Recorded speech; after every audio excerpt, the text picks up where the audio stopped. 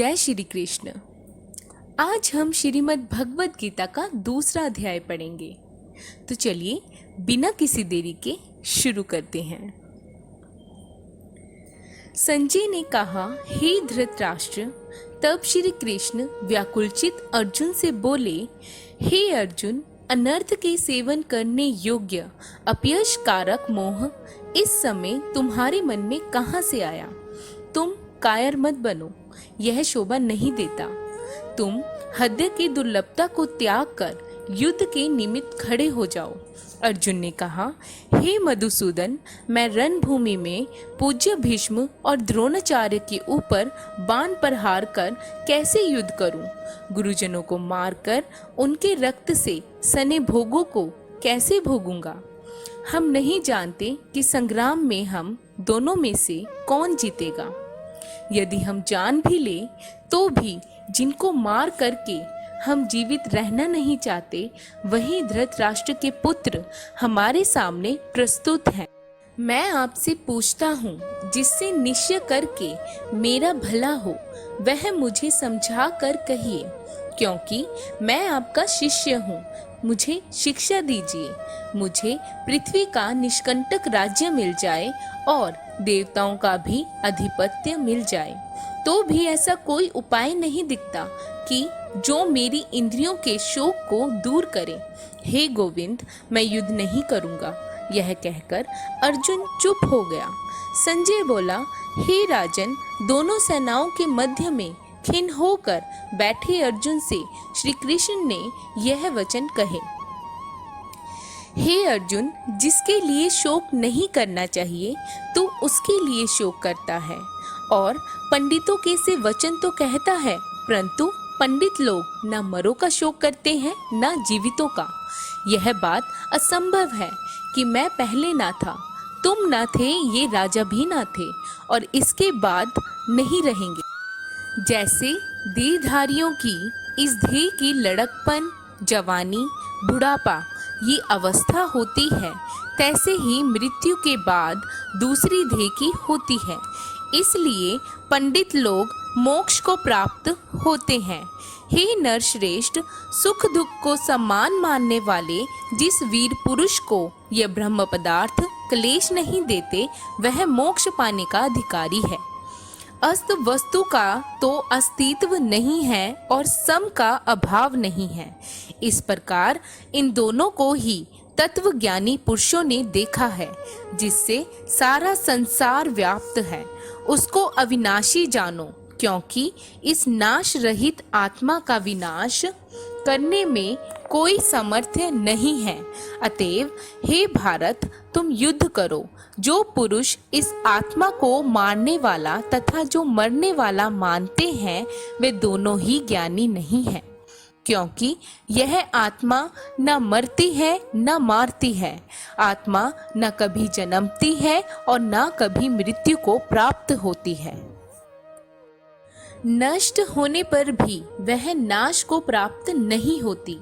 जो पुरुष इस आत्मा को नित्य, अविनाशी, निर्विकार और अजन्मा जानता है, वह किसको घात करावेगा और किसको मारेगा?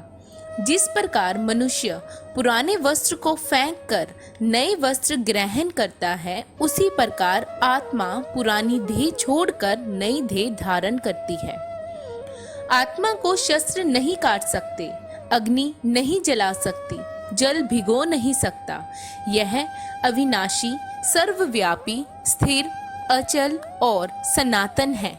यह इंद्रियों से जानी नहीं जा सकती, यह कल्पना से भी परे है। इसलिए ऐसा जानते हुए तुम्हें शोक करना उचित नहीं। हे महाबाहु, यदि तुम इस आत्मा को नित्य जन्म लेने और नित्य मरने वाली मानते हो, तो भी तुमको शोक नहीं करना चाहिए, क्योंकि जो जन्मा है उसकी मृत्यु और जिसकी मृत्यु हुई है उसका जन्म निश्चय है। अतएव जो बात अनिवार्य है उसके लिए सोच करना व्यर्थ है। जन्म लेने से पहले क्या था किसी को मालूम नहीं, फिर मरने के पीछे क्या होगा कोई नहीं जानता। ऐसी दशा में किस बात का सोच करना तुमको उचित है? इस कारण सब प्राणियों के विषय में तुमको सोच करना उचित नहीं है। अपने धर्म को भी सोचकर तुमको घबराना उचित नहीं है, क्योंकि क्षत्रिय को धर्म पूर्वक युद्ध से और कुछ भला करने वाला नहीं है। हे पार्थ, बिना इच्छा किए स्वर्ग का द्वार रूप यह युद्ध तुमको स्वयं प्राप्त हुआ है। यदि तुम अपने धर्म के अनुसार इस संग्राम को न करोगे तो अपना धर्म और बड़ाई खो बैठोगे। सब लोग सदा तुम्हारी अपकीर्ति करेंगे और प्रतिष्ठा वाले पुरुषों के लिए अपयश का होना मृत्यु से भी बढ़कर है। ये महारथी समझेंगे कि अर्जुन डर कर संग्राम से हट गया और अब तक जो लोग तुम्हारा मान करते थे वे अपयश करने लगेंगे। शत्रु लोग तुम्हारे पराक्रम की निंदा करते हुए अनेक प्रकार के दुर्वचन कहेंगे। इससे बढ़कर दुख तुमको और क्या होगा। यदि तुम युद्ध में नष्ट हो गए तो स्वर्ग का सुख भोगोगे और जीतने पर पृथ्वी तल पर राज्य करोगे। इसलिए युद्ध के निमित्त दृढ़ प्रतिज्ञा होकर खड़े हो जाओ। सुख दुख, लाभ हानि, जय पराजय, इनको सम्मान समझकर लड़ने के लिए तैयार हो। ऐसा करने से पाप को प्राप्त नहीं होंगे। हे पार्थ, यह ज्ञानोपदेश ज्ञान योग के विषय में तुझसे कहा गया। अब निष्काम कर्म योग के विषय में सुन। जिस ज्ञान को पाकर कर्म बंधन से तेरी मुक्ति होगी, कर्म योग मार्ग एक बार प्रारंभ किए बिना कर्म का नाश नहीं होता और विघ्न पड़ने पर भी शुभ फल होता है।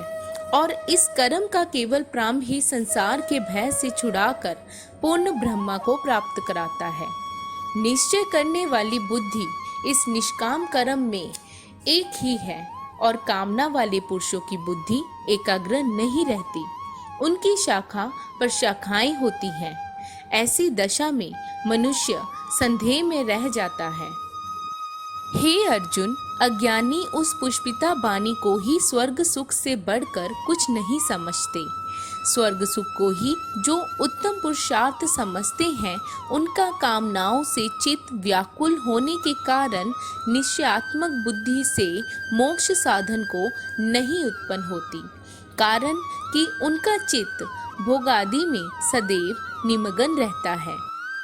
जिन मनुष्यों का चित्त इस प्रकार मोह लिप्त है और जिनकी आसक्ति भोग विलास और ऐश्वर्य में है, ऐसे पुरुषों के अंतकरण में निश्चयात्मक बुद्धि नहीं होती। हे अर्जुन, वेद त्रिगुणात्मक है, तुम निष्काम हो जाओ। सुख दुख को समान जानकर नित्य योग क्षेम आदि स्वार्थों में ना पड़कर धीरजवान और आत्मनिष्ठ हो। जैसे छोटे छोटे अनेक जलाशयों में मनुष्य का कार्य सिद्ध नहीं होता है, बड़े जलाशयों से वे सब प्रयोजन अनायास ही सिद्ध हो जाते हैं। उसी तरह संपूर्ण वेदों में कहा हुआ काम कर्मों का फल ब्रह्मा में भक्ति रखने वाले मनुष्य को सहज ही में प्राप्त होता है।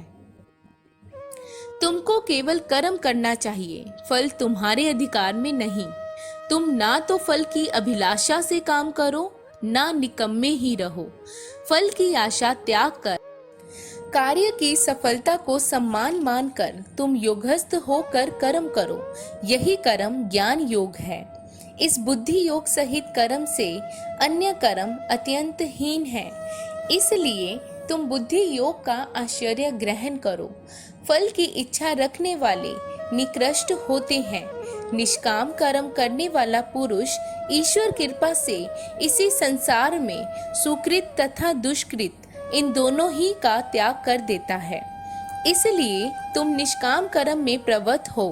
कर्म फल को त्याग कर ही बुद्धि युक्त ज्ञानी पुरुष जन्म बंधन से हटकर मोक्ष को प्राप्त होते हैं। जब तुम्हारी बुद्धि मोहवन के बाहर निकल जाएगी, तब तुम्हारा मन आगे सुनने वाली तथा हुई बातों से विरक्त हो जाएगा। अनेक श्रुति स्मृतियों के वचनों को सुनने से तुम्हारी बुद्धि भ्रमित हो गई है। जिस समय वह निश्चल होकर आत्मा में स्थित होगी, तभी तुमको तत्व ज्ञान प्राप्त होगा। अर्जुन ने पूछा, हे केशव, आत्म स्वरूप में निश्चल बुद्धि वाला किसको कहा है? उसके लक्षण क्या है? श्री कृष्ण जी बोले, हे अर्जुन, जो महापुरुष मन की सब कामनाओं को त्याग देता है और अपने आप में ही प्रसन्न रहता है, उसको निश्चल बुद्धि कहते हैं। दुख में किसके मन को खेद नहीं होता और सुख में किसको आसक्ति नहीं होती, और प्रीति भय क्रोध जिसके जाते रहते हैं, वह महात्मा स्थिर बुद्धि वाला मुनि कहलाता है। जो शुभ पदार्थ प्राप्त होने से हर्ष नहीं करता, अशुभ से अप्रसन्न नहीं होता, उसी को स्थिर बुद्धि जानना चाहिए। और कछुआ जैसे अपने अंगों को सिकोड़ लेता है, उसी तरह जो पुरुष अपनी इंद्रियों को विषय से हटाता है, उसी की बुद्धि स्थिर जाननी चाहिए। निराहारी पुरुष के विषय घट जाते हैं, परंतु विषयों में उसकी चाह बनी रहती है। पर ब्रह्मा का अनुभव होने पर चाह भी घट जाती है। हे अर्जुन, मोक्ष में प्रत्यक्ष करने वाले विद्वान व्यक्ति को भी प्रबल इंद्रिय बलात्कार से उसके मन को जीत लेती है। इसलिए सब इंद्रियों को विषयों से रोक मेरे विषय में तत्पर हो जावे। जिसने इंद्रियों को वश में कर लिया, उसकी बुद्धि निश्चल है। जो पुरुष विषयों के ध्यान में रहता है, उसकी प्राप्ति हो जाती है। प्राप्ति होने से कामना होती है। इच्छा के पूर्ण न होने से क्रोध की उत्पत्ति होती है। क्रोध से अविवेक होता है। अविवेक से स्मरण शक्ति नष्ट हो जाती है। स्मरण शक्ति के नाश होने से बुद्धि क्षय होती है। जिसकी बुद्धि का नाश हुआ, वह विनाश को प्राप्त होता है। जो पुरुष राग द्वेष से रहित हो, अपने मन को वश में रखता है, वह शांति को प्राप्त होता है। शांति मिलने पर सब दुखों का नाश हो जाता है। प्रसन्नचित्त वाले की बुद्धि निश्चल होती है। जो पुरुष योग युक्त नहीं है, उसकी निश्चल बुद्धि उत्पन्न नहीं होती। ईश्वर में भावना नहीं होती। भावना के न होने से शांति प्राप्त नहीं होती। अशांत को सुख कहाँ से मिलेगा? जैसे वायु नाव को जल से खींच ले जाती है, उसी प्रकार इंद्रियां उस पुरुष की बुद्धि का नाश कर देती है। जिसका मन विषय सिद्धि से इंद्रियों के पीछे लग जाता है, इस प्रकार हे माँ बाहु, जिसने इंद्रियों को विषय से सर्वथा रोक रखा है, उसकी बुद्धि स्थिर है। जो सब प्राणियों की रात है, उसमें संयमी जागता रहता है, और प्राणी मात्र जिस समय जागते हैं, मुनिजनों की वह रात्रि है। जल से भरे समुद्र में और नदियों का जल भरने पर भी वह अपनी मर्यादा पर रहता है। उसी प्रकार जिस पुरुष में इच्छा के न रहने पर भी सब विषय भोग प्रवेश करते हैं, उसी को शांति मिलती है। विषयों की इच्छा करने वाले को शांति नहीं मिलती। जो सब कामनाओं को छोड़कर तथा इच्छा रहित विचरता है और ममता अहंकार जिसमें नहीं है, वह शांति को प्राप्त होता है। हे पार्थ, ब्रह्म स्थिति यही है। ऐसी स्थिति मिल जाने पर प्राणी फिर मोह में नहीं फंसता और अंत समय में निर्वाण ब्रह्म को प्राप्त होता है। कृष्ण ज्ञान। श्री कृष्ण जी कहते हैं, जो व्यक्ति अपने जीवन में कर्म का मार्ग चुनता है, उसका मार्ग मुझसे ही शुरू होता है और मुझ तक आकर ही खत्म होता है। जय श्री कृष्ण। आप लोगों को अगर हमारी ये वीडियो अच्छी लगी हो तो हमारे चैनल को लाइक, शेयर एंड सब्सक्राइब करना ना भूलें।